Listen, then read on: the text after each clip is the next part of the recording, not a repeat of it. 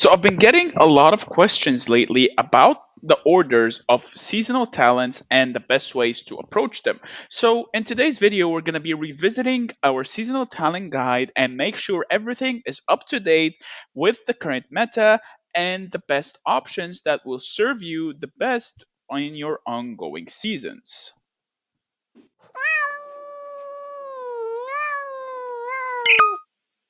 What is up, guys? Meower here, back with a brand new Call of Dragons video. So, seasonal talents have pretty much become an integral part of the game, defining the meta, making builds that were previously not viable extremely viable, and pushing troops that were not as strong to become incredibly strong, and so on and so forth. So, before we discuss the current best setup that I believe will serve you the most on your ongoing seasons, don't forget to hit that like button, hit that subscribe button, leave a comment. It all helps out. With that out of the way, let's get started. So, as soon as you land in your brand new season, you are gonna see this layout right in front of you, and you'll see a multitude of options. So, we're gonna walk through the best start as soon as you start into the season, and then go over other alternatives that you can pick up in order to slowly achieve your goal, which is seasonal domination and win that dragon. So, from the get go, you're going to start with 2 points. So, as soon as you load in, the first option that you're going to be picking up before you do anything is going to be Renown. And the reason for you're going to be picking up Renown is because you get more prestige from killing Darklings and Dark Fortresses. So you want to get prestige as fast as possible so you can kickstart your policies and make best of what you have. Afterwards, another seasonal talent will open as soon as the Augur Stone progresses, and you're gonna get yourself 2 more points, and this row will open. You want to hold off on using your second point as soon as you load in till you get that row open because you want to get back in business as soon as possible. So, in order of starting, the two most important things will be renown and back in business. And the reason for those two is that they'll pretty much accelerate your darkling hunting progress at the start so that you can start by accelerating your prestige gains, accelerate your growth, and so on and so forth. And then you're going to be left with a few options, though I don't recommend you pick up anything yet till you see which phase of the Augur Stone you're going to be in. Because most of the time, the fighting begins as soon as the statues open. And I think the statues open by. Which one is it? Time is now the advanced seasonal talents open. However, that's not when the statues themselves open. So as soon as Star of Hope starts loading up, that's when you start entering fighting. So by then, you're going to be getting 1 point from act 2 points from here, maybe another point from here if you upgrade 3 heroes fast enough, and another point if you get the 600k merits as soon as possible. You can get this pretty easily if you farm Darkling guards. So for what you do is that you stand on top of a dark chest, you keep farming it and keep killing it, but you don't fully kill it so that so that the darklings keep respawning, and then just rinse and repeat, and you find yourself done with this in an hour or two, and then you get yourself Land of Ice and Snow. Time is now, so by then you should have a pretty decent amount of seasonal talents and seasonal talent points. So if you've held off on everything else, by then you should have yourself 6 extra points. So the way you're going to be allocating those points is that you want to get yourself march speed or skill damage depending on your playstyle. But personally, I prefer the march speed, and then you're going to pick up hearts as one. And the reason for hearts as one is because most of the time you're always using multitude of range marches. But if you're purely specking for the statue, then burning rage would be better. But in long terms, hearts as one is just superior. And then finally, you're gonna have an option of either long range warfare or arcane turret. Personally, since I'm an archer main and I always give the recommendation recommendation to everyone else. If you find yourself using more than one archer march, then I highly recommend you pick up long range warfare. If you don't use the more than one archer march, then pick up arcane turret. And then once the statue's done, said and done, you find yourself floating some extra points. You always want to pick up the oh, whoops, that's the wrong one.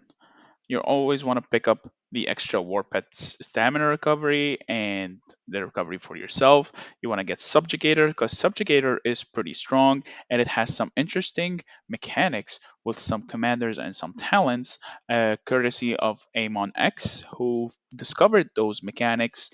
I'll see if I can find the Reddit post that he made. If not, just ping him. He's always online and always such a helpful member of the community.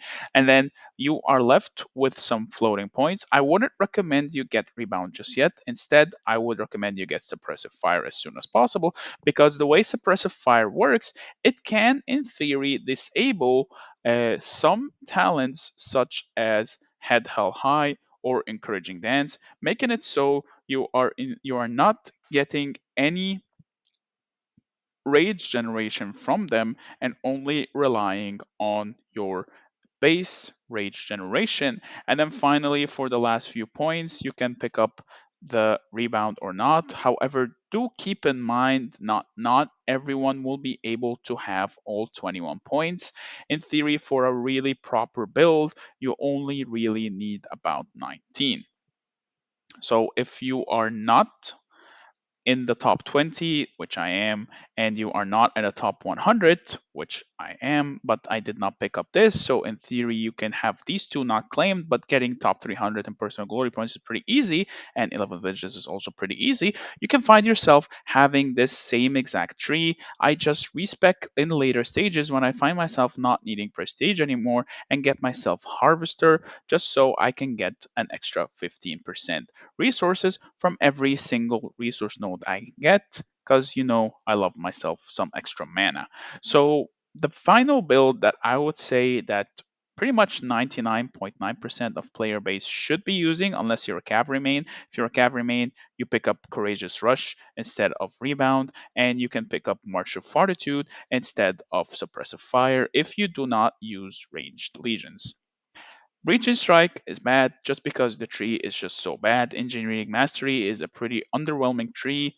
Nothing really is enticing to pick up. You can also go for a safer route and get yourself Diligent Statecraft for the extra warrant carry capacity, and you find yourself just non-stop collecting warpets. So I would say like the most optimal PvP route will be number 1, 2, and then you go for yourself 3, 4, 5, 6, 7, 8, 9.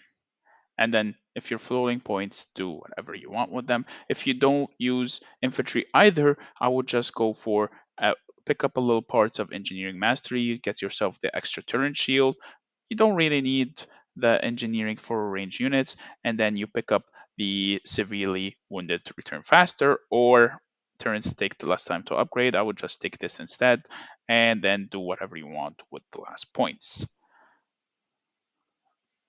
And that's pretty much everything when it comes to revisiting the seasonal talents. Now, do I think seasonal talents should be here to stay? 100%. I think they are an interesting dynamic. They add a lot of layer of strategy, they add a lot of flavor to the game, and they enable marches that were previously not viable. Like this seasonal talent single handedly brought back Nico into the meta, for example, because he had fallen off in favor of Hoskinara and so on and so forth. So I believe seasonal talents are an amazing addition to the game, and but however, if you have different builds than me, please be sure to let me know in the comments down below or in the Discord.